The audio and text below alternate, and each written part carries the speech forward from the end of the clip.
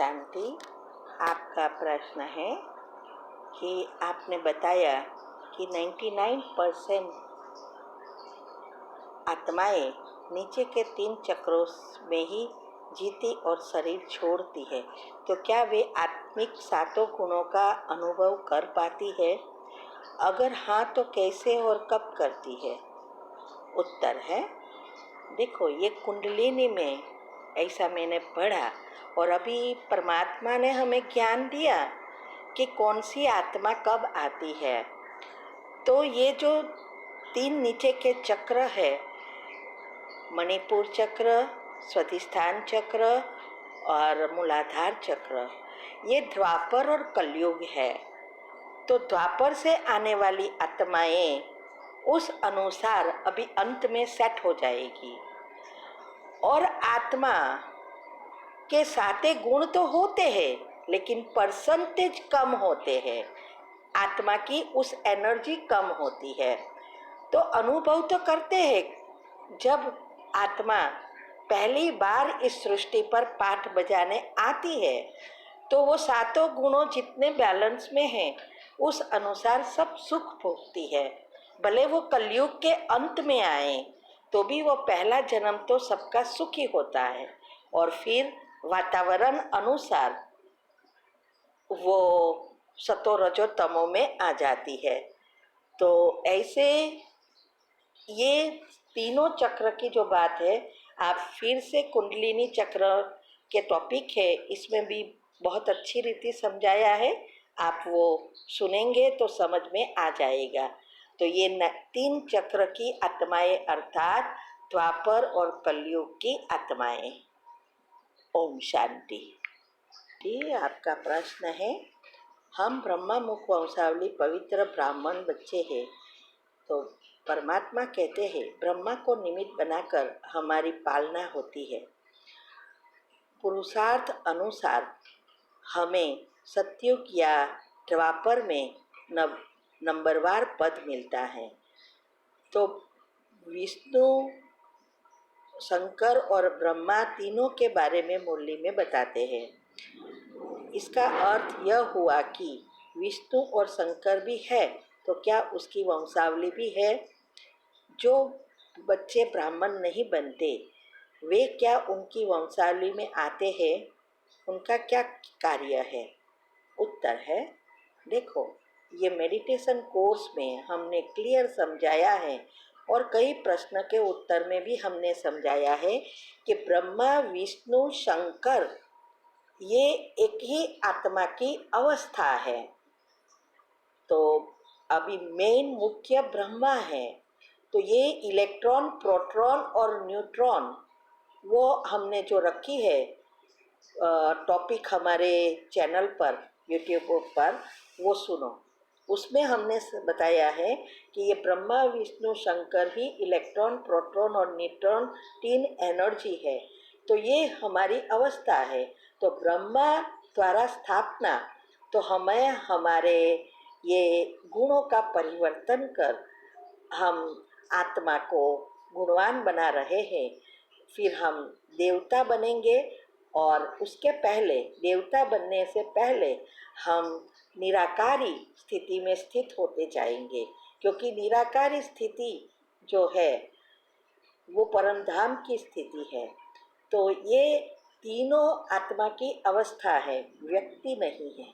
हाँ, फिर वो अभी जो ब्रह्मा है वही फिर विष्णु बनकर सारे सृष्टि को चलाएगा और अभी वो ही पुरुषार्थ कर निराकारी स्थिति को प्राप्त कर दिया, सब गुणों धारण कर लिए, शक्तियों को धारण कर संपूर्ण बन गए, तो वो है शंकर। तो वो ये तीनों अवस्था सभी आत्माओं की है और खास करके हम 33 करोड़ बच्चे जो है बाबा के बनते हैं, उसमें से भी 9 लाख की ये अवस्था पक्की हो जाएगी और वो उस अनुसार सारी सृष्टि की फिर से शुरुआत होती है। इसीलिए ऐसी कोई वंशावली नहीं है। दूसरा यह कि हम द्वापर के पद के लिए नहीं कर रहे हैं, हम सतयुग और त्रेता का पद प्राप्त करते हैं 33 करोड़। द्वापर से तो ऑटोमेटिक कर्म की गति अनुसार सबका जन्म होता रहेगा। इसीलिए ये वंशावली हम ब्राह्मण बच्चे ब्रह्मा की है, तो हम सब उनके जैसी ये तीनों अवस्था पास करेंगे। तो आप इलेक्ट्रॉन, प्रोटॉन और न्यूट्रॉन के आई थिंक 3 क्लास रखे हैं, 3 टॉपिक रखे हैं। और ये और मेडिटेशन में भी हमने कोर्स भी रखी है, उसमें भी समझाया है। ओके, ओम शांति। आपका प्रश्न है कि ये जो कल्पवृक्ष का जो आपने चित्र भेजा है उसके बारे में, कि श्री कृष्ण को विनाश से पहले पीपल के पत्ते पर आते हुए दिखाया जाता है।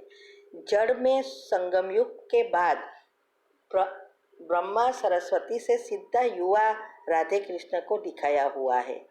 तो इस चित्र में के हिसाब से तो श्री कृष्ण का जन्म संगम पर ही विनाश से पहले गुप्त रीति से होगा, और संगम युग के बाद तो सीधा सतयुग ही तो आना है। तो उसके बीच में और कोई युग थोड़े ही होगा। जैसे श्री कृष्ण राजगद्दी पर बैठने यानी 111 से पहले अपने 30 साल कहाँ कौन से युग में बिताएगा? उत्तर है, पहले तो मैं कल्पवृक्ष का हमने ये जो मेडिटेशन शिविर रखी है उसमें भी अच्छी रीति समझाया है कि क्या है कल्पवृक्ष। तो जो ये आपका जो प्रश्न है कि कृष्ण को पीपल के पत्ते पर पहले दिखाया है, ऐसा नहीं है। ये झाड़ को अच्छी रीति समझना है। ये झाड़ बाबा ने बताया है वो इसीलिए कि ये कल्पवृक्ष रूपी वृक्ष का माना झाड़ का पहला पत्ता, क्योंकि दुनिया में भी हर एक झाड़ में पहले एक पत्ता निकलता है, फिर 2 निकलता है, फिर बड़ा झाड़ बनता है। तो ऐसे ये बताना चाहते हैं कि कल्पवृक्ष में पहला पत्ता वो श्री कृष्ण है, ये बताना चाहते हैं। तो विनाश के पहले नहीं है, वो झाड़ में बताते हैं। विनाश तो जब कलयुग का अंत होगा तब होना है, लेकिन झाड़ फिर से ये नया बनना है। तो उसके यादगार में सब चीज़ें बताई है। तो श्री कृष्ण का जन्म विनाश के बाद ही होगा। जब विनाश होगा तो भारत का आप देखेंगे नक्शा, तो उसमें ऊपर नीचे ऐसा पत्ते की तरफ शेप है। जैसे साइड में बड़ा है, ऊपर नीचे छोटा है।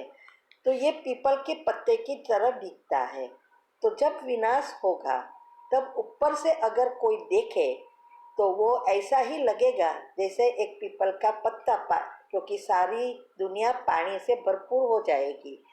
तो जैसे वो पानी एक आत्मा नीचे उतर रही है, वो ऐसे दिखता है। तो ये पहला पत्ते की यादगार है। तो ये पहला पत्ता श्री कृष्ण बाद में ही आएगा, पहले नहीं। दूसरा आपका इसमें प्रश्न है कि संगम युग के बाद कौन सा युग है? कोई युग नहीं है।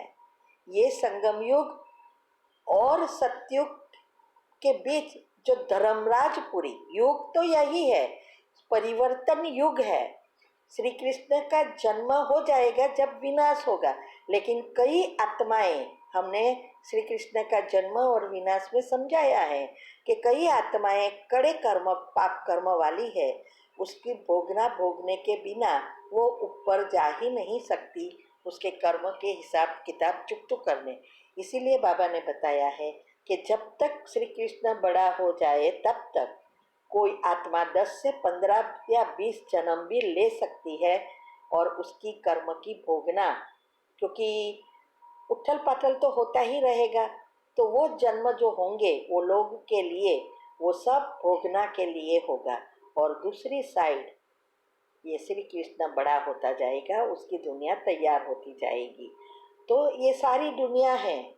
तो आप श्री कृष्ण का जन्म और विनाश अच्छी रीति सुनो, समझो, पॉइंट लिखो, तब समझ में आएगा। 50 बार सुनो तभी ये बातें समझ में आएगी।